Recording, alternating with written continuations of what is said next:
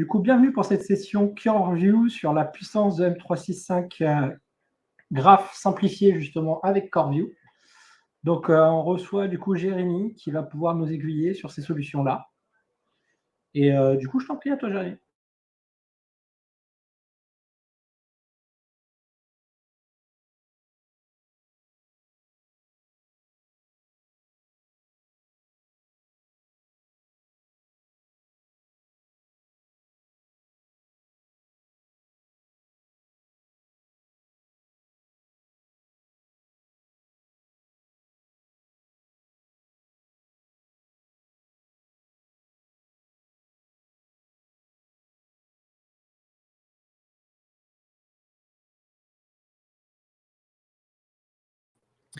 Petit rappel pour... Ah, il y a l'effet l'écho, ouais. Oui, on me le dit souvent. Donc, petit rappel, effectivement, pour ceux qui ne savent pas forcément ce que c'est que la Microsoft Graph, c'est donc une façon d'accéder aux données qui sont stockées dans le cloud de Microsoft, dans les services notamment M365. L'intérêt, c'est qu'il y a énormément de choses qui sont stockées et récupérables à travers cette Graph API, on appelle également comme ça. Et tout l'intérêt, bien sûr, c'est de pouvoir s'en servir, notamment pour développer des applications en interne qui peuvent alors se connecter à cette API et collecter toutes ces données et les utiliser pour améliorer effectivement la productivité organisationnelle à travers des applications, à travers du code, etc. Un petit peu tout ce que vous voulez. Basiquement, la façon dont Microsoft a défini la Microsoft Graph, c'est une façon unique, un canal unique pour accéder aux données qui sont stockées dans le cloud. Et croyez-moi, il y en a absolument une montagne de données sur à peu près tout. Tout ce qui vous est montré là, il y a des données, il y a des données sur les données qu'on appelle les métadonnées. C'est absolument colossal ce qu'il y a sur Office 365. La question qu'on peut se poser, du coup, c'est en quoi ça me concerne? Et justement, voilà, comme je le disais, il y a vraiment des quantités colossales, gigantesques d'informations que l'on ne soupçonne même pas dans Office 365. Et c'est quelque chose que je trouve absolument, en tout cas, passionnant et intéressant. Si on prend rien que les utilisateurs, en termes de données sur les utilisateurs, c'est absolument...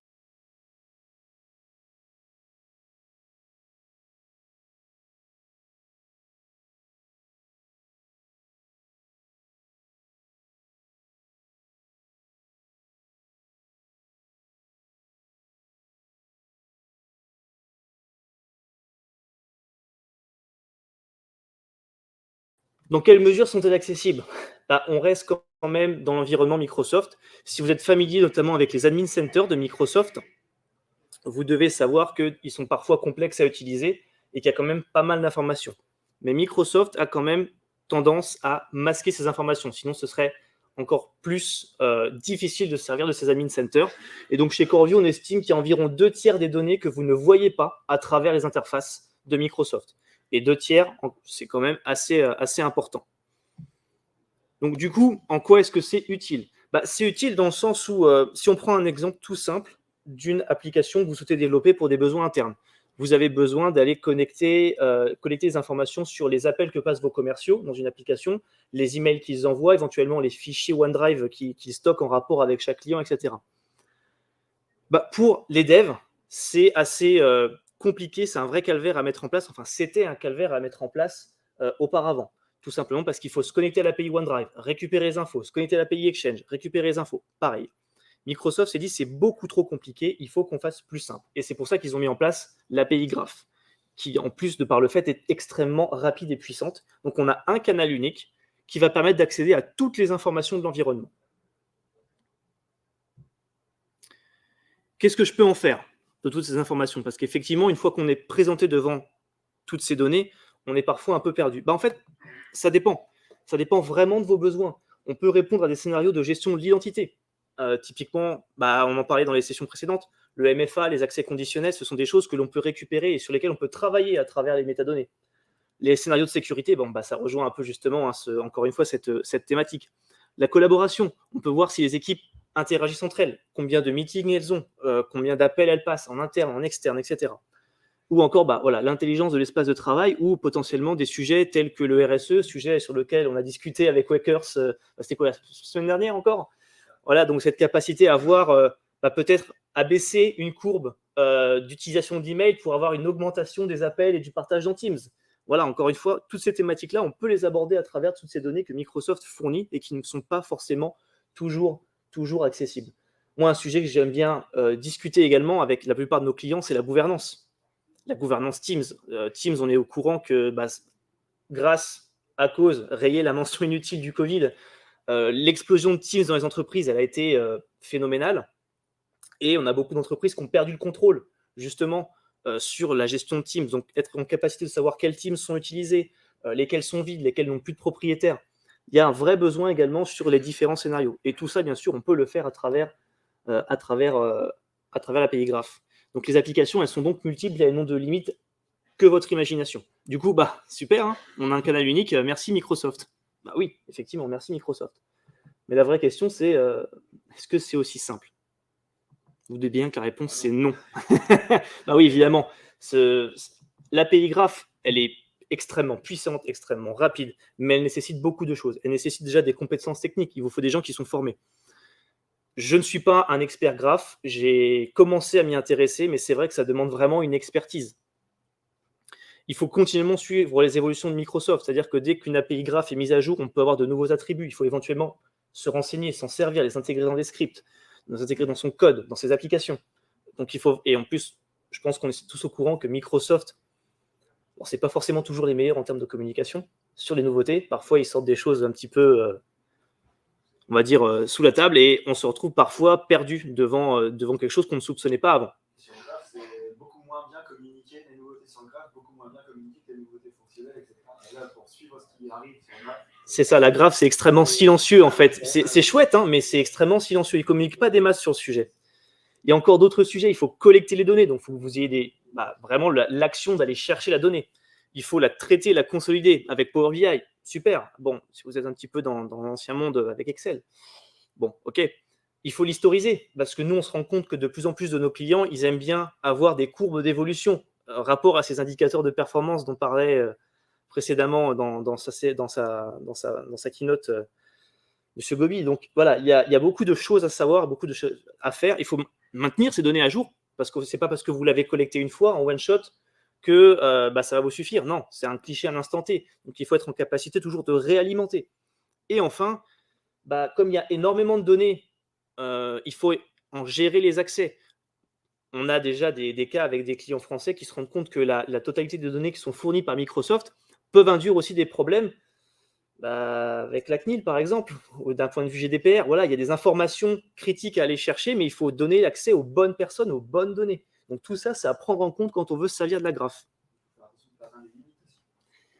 quand on tape vraiment dedans, le scrolling, ça nécessite des connaissances techniques de dingue. C'est ça. Et c'est là-dessus où, effectivement, nous, on a réussi à industrialiser le process, justement, de par déjà des connaissances techniques, parce qu'on est partenaire depuis Microsoft depuis de nombreuses années, depuis qu'on a été fondé, en fait. Hein. On a aussi la capacité à continuer de suivre les évolutions de Microsoft, puisqu'on a une équipe R&D qui est localisée en Italie avec une vingtaine de personnes. On suit continuellement leurs évolutions. D'ailleurs, le sujet sur lequel on a parlé la semaine dernière, je suis déjà en train de travailler avec les équipes, puisque j'ai les attributs qui vous manquaient, on va les intégrer dans la plateforme. Voilà, il y a toujours, encore une fois, ces évolutions un peu silencieuses de Microsoft, un peu dommage. Donc voilà. Bon, après, on a la collecte des données. Bon, c'est littéralement notre métier. Donc, oui, voilà. Bon, d'accord. Non, mais c'est littéralement notre métier. Notre métier, c'est d'aller chercher ces données. Enfin, nous, on va parler de métadonnées. On doit aller les chercher, c'est notre job. Donc, voilà, c'est vraiment ce que l'on fait. Bon, c'est aussi notre boulot de les consolider. Donc, voilà. Du coup, on ne se contente pas de récupérer les données, on les corrèle, on les analyse, on les ressort sous forme de graphes, sous forme de rapports. Ce sont des choses que vous récupérez au sein de la plateforme. Bon, je vais arrêter avec ce running gag, mais effectivement, on a aussi la capacité d'historiser. On a des snapshots dans le temps. Donc, on est capable de suivre l'évolution de l'assignation des licences, l'évolution des courbes d'email, de Teams, etc. Voilà, tout ça, on le récupère. Ainsi que le maintien à jour, évidemment, puisque nous, on va continuellement aller chercher les informations et gérer l'accès des données, qui est aussi un des points forts de CoreView. Oui, je sais, ce running gag a beaucoup trop duré. Voilà, donc nous, notre métier, vraiment, c'est d'aller collecter ces données à travers la graph, et aussi à travers certains scripts PowerShell, on ne va pas se mentir, parce qu'il y a des informations qui ne sont pas encore disponibles en graph, de les consolider, de les mettre à disposition. Oui. Comme disait Alexandre, vous avez des Non, c'est ça qui est super, c'est qu'on a, on a des problèmes de throttling parce qu'on ne peut pas faire plus que ce que la graphe fait, mais on arrive à vraiment optimiser. Voilà. Et pour information, bon, c'est quelque chose que j'aurais dû dire un peu plus tard dans la présentation, mais c'est pas grave. En termes de modification, par exemple, quand il y a une modification qui est faite côté Azure Office 365, sur la plupart des éléments sur lesquels on reporte, on a la modification apparaît dans CoreView au bout de 3 secondes maintenant. On est passé de 60 secondes à 3 secondes. Donc, on a vraiment optimisé le potentiel de la graphe au maximum. Donc, la donnée, elle est quasiment toujours à jour. Oui, on a des apports qui sont continuels, qui tournent quasiment toutes les 3 secondes maintenant. C'est une information qui est tombée en fin de semaine dernière. Donc, vraiment, on a une capacité à servir de la graphe qui est extrêmement puissante.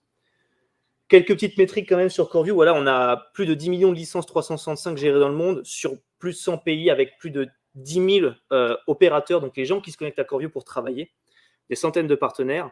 Et surtout, on a été fondé en Italie en 2014 par 2 anciens de chez Microsoft, qui sont d'ailleurs toujours parmi nous, notamment le CTO, avec qui j'adore échanger parce que c'est un vrai passionné et c'est aussi une grosse brute sur la graphe. Il est vraiment très, très, très fort. On est reconnu par Gartner et bien évidemment, on est partenaire Microsoft. Donc, tout l'intérêt en fait de CoreView vient dans le fait qu'on a une console unique dans laquelle vous allez avoir vos admin center Microsoft avec toutes les données à votre disposition, entièrement configurables et personnalisables. Notre maxime, en fait, c'est de vous permettre de tout voir, tout gérer, tout automatiser. Je suis un grand fan de l'automatisation. Malheureusement, ce n'est pas le sujet aujourd'hui, mais c'est quand même quelque chose que j'affectionne particulièrement. Donc, nous, on va vraiment se focaliser sur le tout voir. Et tout voir, encore une fois, pour l'Azure AD, Exchange, SharePoint, OneDrive, Endpoint Manager, toutes ces informations qui sont plus ou moins toujours visibles, on vous les donne pour que vous puissiez ensuite agir dessus. Agir à travers des actions manuelles, agir à travers des processus automatisés. Tout voir, sérieux? Alors oui, dans CoreView, parce qu'en fait, on a 2 façons de faire, et je vais surtout vous parler de la seconde méthode. Mais la première, c'est qu'à travers CoreView, toutes ces métadonnées qu'on collecte, les données sur les données, pour faire un petit parallèle, la métadonnée, pour ceux qui ne sont pas forcément au courant, si on fait une comparaison avec un email, on va s'occuper de récupérer les données sur l'expéditeur, le destinataire, la date d'envoi de réception, mais jamais sur le contenu d'email. On n'accède pas au contenu de la donnée même, on récupère les données sur les données. C'est ça, en fait, que CoreView fait à travers la graphe API, justement. Donc, encore une fois, toutes ces stacks-là, on est concentré dessus et on récupère tout ce que Microsoft met à disposition. On ne réfléchit pas à savoir si ça a un intérêt ou pas, tout simplement parce qu'à partir du moment où une donnée est fournie par Microsoft et où elle vous est cachée, potentiellement, vous en avez besoin. Donc, on la met à disposition. Tout ça à travers des rapports préconstruits et actionnables et personnalisables. On en a un peu plus de 200 et bien sûr, ça continue d'évoluer. On a bien sûr d'autres thématiques qui vont arriver dans CoreView très prochainement. Et surtout délégables, ça c'est encore également une de nos grandes forces, même si ce n'est pas la thématique aujourd'hui. On a cette capacité à déléguer l'accès à des périmètres de données, à des rapports, à des actions, à des rôles. Tout est vraiment customisable dans CoreView. Et surtout, la deuxième chose, donc c'est ce dont je suis venu vous parler et vous présenter aujourd'hui, c'est le connecteur Power BI, ce qu'on appelle le Data Connector. L'intérêt de cette solution, en fait, c'est de capitaliser sur les métadonnées que CoreView récupère, les données de votre tenante. Donc tout ça, on va vous le mettre à disposition, déjà au sein de la plateforme, mais on a des clients qui souhaitent toujours utiliser Power BI. Je peux parfaitement le comprendre, c'est un outil qui est extrêmement puissant. Donc, on nous a demandé, est-ce que vous avez une façon d'extraire les données que vous collectez, de nous les mettre à disposition? Oui, effectivement, on s'est penché sur le sujet et on a trouvé la solution de mettre en place un push de données dans une base Azure SQL. C'est la première étape du Data Connector, c'est on vous pousse vos données dans une base SQL que vous hébergez et après, à vous de vous connecter dessus. Et vous faites ce que vous voulez de vos données, en fait. C'est vous les maîtres de vos métadonnées et vous pouvez vraiment vous construire vos propres tableaux de bord dans Power BI, etc. CoreView vous fournissant toutes ces données que vous n'avez plus besoin, en fait, d'aller chercher. Moi, je ne suis pas un expert de la graphe, je ne vais pas mentir, mais c'est quand même bien plus sympa d'avoir effectivement un provider qui va venir juste vous fournir vos informations, vous n'avez qu'à vous plugger, et là, si vous avez des experts Power BI, vous avez quelque chose d'extrêmement puissant. Les données, en fait, sont poussées via un cycle. On nous donne vous nous donnez des droits de trust à travers un processus que je ne peux pas forcément évoquer. On pousse depuis nos databases les informations dans la base Azure. Voilà. Mais il faut savoir que derrière, dans le back-end, donc on est pleinement hébergé justement dans Azure, donc les données ne quittent jamais les data centers Microsoft. On est full Azure, on n'utilise que les technologies Azure, et donc par exemple, on utilise du MongoDB ou du Elastic, et donc ces informations-là de ces bases de données, on les pousse dans votre base Azure SQL, puisqu'il y a des connecteurs maintenant qui existent et qui ont été développés par Microsoft, qui nous permettent d'alimenter cette base SQL. Et donc vous, tout simplement, vous avez juste à connecter votre Power BI desktop et à commencer à travailler. Donc voilà, nous, on fait cette agrégation, cette analyse, et après, on vous met à disposition cette donnée. Et donc justement, on va passer un petit peu à la partie démo. Ouais, je sais. Alors, hop, donc là, tout simplement, c'est juste pour vous montrer. C'est vrai que je suis en inversé, ça va être correct.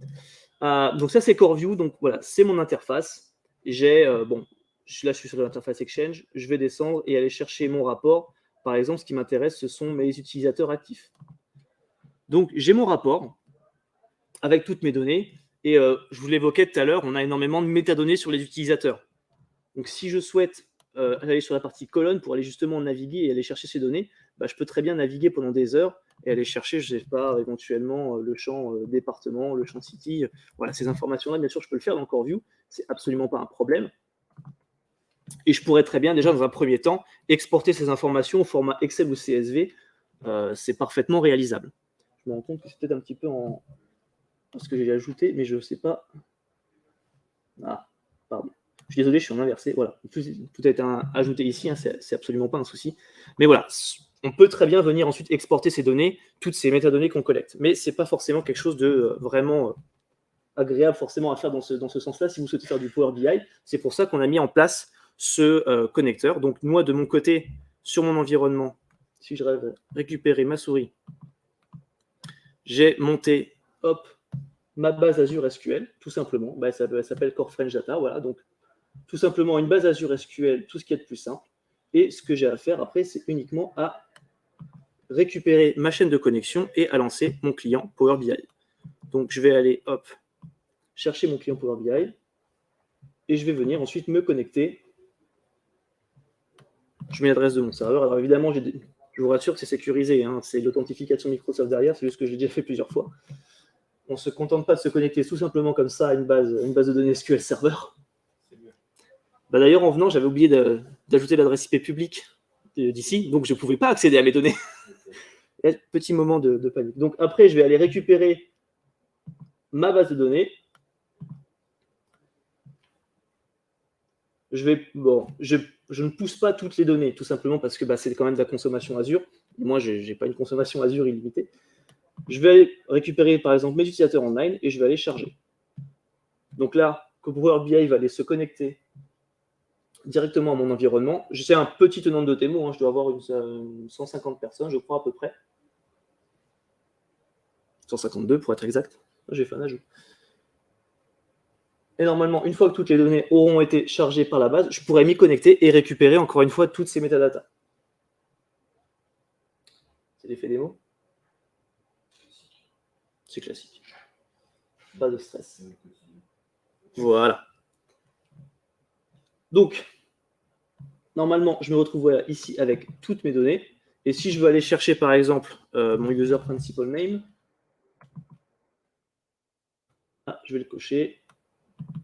Je vais aller chercher, je ne sais pas, Teams. On va aller voir. Let's call. Voilà, si je veux récupérer tous les appels, le nombre d'appels Teams sur les 30 derniers jours et les Teams meetings, par exemple, pareil, sur les 30 derniers jours, j'ai juste à cocher, hop, mes informations et je me retrouve. Voilà, c'est vrai que c'est pas très très bon. C'est du 800 par 600, hein, c'est pour ça. Je sais même pas si je peux zoomer. Ah, si. Retraite-pad, c'est pareil, c'est pas très pratique. Voilà. Bon, vous avez vu, il y a une grosse activité sur mon tenante, hein. Évidemment. Il n'y a pas vraiment beaucoup d'appels qui sont passés, mais bon, je ne suis pas non plus expert Power BI. Il y a des gens ici, bien évidemment, qui sont bien mieux formés que moi, mais vous pouvez vraiment faire ce que vous voulez de toutes ces données que l'on récupère. Voilà. Hop. Et donc, je vais en profiter justement pour passer un petit peu la parole à Wakers, à nos partenaires. Si tu veux venir, Michel, il n'y a pas de problème. Le micro est là. Bon, déjà, le premier truc à savoir, c'est ce que vous avez des questions sur ce que Jérémy nous Oui. a présenté. Sur ce sujet CoreView et sur Graph API. Ou autre sur CoreView d'ailleurs. Parce que, ouais, pardon, vas-y. Ouais, bah c'est parfait. 5 minutes, super. Super, pas de problème. De toute façon, on n'a pas. Il a déjà dit pas mal de choses sur le sujet. Ce qui est top avec la solution CoreView, c'est vrai que là tu parles de la partie Graph API, c'est qu'on va beaucoup plus loin sur la partie tenante virtuelle, ainsi de suite. Et du coup, nous, on l'a connu CoreView comme ça déjà à la base. Et ensuite, ils sont venus combler un manque sur la partie Graph API. Nous, on a commencé à beaucoup travailler sur la partie RSE, donc sur la gestion, comme je disais tout à l'heure, sur la gestion des mails, combien de mails vous envoyez, sur la gestion des réunions. Aujourd'hui, on essaie de faire des réunions plus courtes et plus efficaces. Donc, du coup, on essaie de se dire, au lieu de faire des réunions d'1 heure, on fait des réunions de 45 minutes. Et le souci qu'on nous demandait, c'est, ouais, ok, on a passé la communication, et c'est quoi les stats? Ça marche ou ça marche pas? Et nous, on a regardé, on a fait, bah cool, génial. Bon, bah du coup, il faut qu'on aille faire du Graph API, qu'on aille récupérer l'ensemble des informations sur le là-dessus, qu'on arrive à les mettre en forme, qu'on arrive à fournir une page dynamique avec les informations et qu'on fasse ça tourner régulièrement. Ok? Et ça, par client. Puis un second, on s'est dit, bah ouais, mais c'est top, mais c'est faisable, mais c'est hyper complexe à maintenir en fin de compte, parce que, comme disait Jérémy tout à l'heure, c'est que ça évolue en permanence. Donc nos clients nous demandent ça, puis on se dit, bah ouais, mais ok, on vous donne une solution à l'instant T, mais je ne peux pas vous garantir à 100% que ça va fonctionner sur toute votre vie. Bah, du coup, on s'est dit, ouais, c'est compliqué, donc il y a du maintien à faire. Et là, CoreView a la réponse à tout, c'est-à-dire qu'aujourd'hui, c'est eux qui vont gérer la partie maintien, c'est eux qui vont fournir toute la data, et après, soit on sert des tableaux de bord qui sont déjà fournis de base, soit du coup, on construit notre propre tableau de bord, et vous avez un Power BI qui du coup devient vivant en permanence avec les informations. Donc nous, on a traité, on a beaucoup utilisé Graph API dans un premier temps pour la partie RSE, et finalement, avec CoreView, on a cette solution qui nous permet de nous dire, bah, quoi qu'il arrive, c'est maintenu, c'est à jour, on a les tableaux de bord qu'on souhaite, ce que vous voulez voir comme data, on l'a, on a des millions de choses à voir à l'intérieur, je dirais, en fonction de votre tenante, mais voilà, on a fait ça pour un gros groupe, pour la petite histoire. Et du coup, forcément, il y avait des millions, mais des millions et des millions de données. On parlait du throttling tout à l'heure, des problèmes d'accès au Graph API. Il a fallu gérer tout ça, c'est-à-dire que d'un seul coup, on a des scripts qui deviennent assez énormes, et puis finalement, on l'a testé une fois et on s'est dit que ce n'était pas une solution viable dans le temps. Et la seule solution viable dans le temps aujourd'hui, c'est CoreView qui nous a permis d'avoir ça et de proposer ce type de solution à nos clients. Donc du coup, maintenant, on peut dire, voilà, vous voulez faire avoir une démarche RSE sur la gestion de vos mails, la gestion de vos réunions Teams, et ben, on a toute la data, on peut vous la mettre en forme et on peut vous montrer en temps réel ce que ça va donner, vos démarches RSE sur la partie gestion des mails. Et du coup, ce tableau de bord, ce qui est top, c'est qu'au bout d'un moment, vous pouvez le mettre en main, on va dire dans la main de vos métiers et être sûr que ça va tourner tout le temps. Chose qu'on n'était pas capable nous d'assurer quand on fait que du Graph API comme ça directement, c'est pas possible. Donc voilà, c'est vraiment les retours d'expérience que nous on a sur le sujet. On a d'autres choses que je viens de penser d'ailleurs qu'il va falloir que je t'en parle, parce que je pensais à d'autres sujets sur la stats que tu parlais de la partie MFA par exemple. Ouais. Des gros sujets là-dessus et je pense qu'on peut faire des trucs parce que tu parlais automatisation et graph. Oui. Et du coup, on fera un truc sympa, je pense. Ouais, il y a un sujet aujourd'hui qui, je ne sais pas si vous avez mis en place la partie MFA dans certaines entreprises, mais la partie MFA aujourd'hui, ça peut être un problème parce qu'il faut un deuxième facteur qui peut être le téléphone portable. Et ce téléphone portable, tout le monde n'en a pas et tout le monde ne veut pas le fournir. C'est un sujet, ce boss, et sur lequel j'ai fait du Graph API en plus, donc je pense que tu peux le faire. C'est de se dire que cette rotation on est parti sur le simple fait de se dire, vous avez 14 jours pour vous enrôler, et à partir de 14 jours, vous arrêtez l'enrôlement et on vous ferme les portes de l'extérieur et vous n'utilisez que sur vos PC d'entreprise les solutions Microsoft. D'accord? Et j'arrête là-dessus. Et ça, voilà. Et ça, tu l'as. Et ça, l'objectif, c'est de voir avec CoreView la partie automatisation, et vous allez pouvoir le faire, c'est de pouvoir automatiser cette gestion en vous disant, au-delà de 14 jours, on vous laisse la porte ouverte pendant 14 jours. Au-delà de 14 jours, on ferme la porte et vous n'utilisez que les solutions Microsoft depuis un PC d'entreprise que vous sécurisez par vous-même et pas de sortie vers l'extérieur. Et ça, automatiquement. Et ça vous évite un enrôlement violent de tous vos utilisateurs. Là-dessus, on a bipé, je vois. On a bipé. Bon. Merci à vous. Et si vous avez des questions, bien sûr, il n'y a pas de souci, on est là.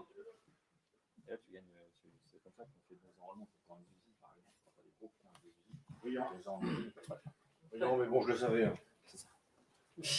Merci, Jeanne.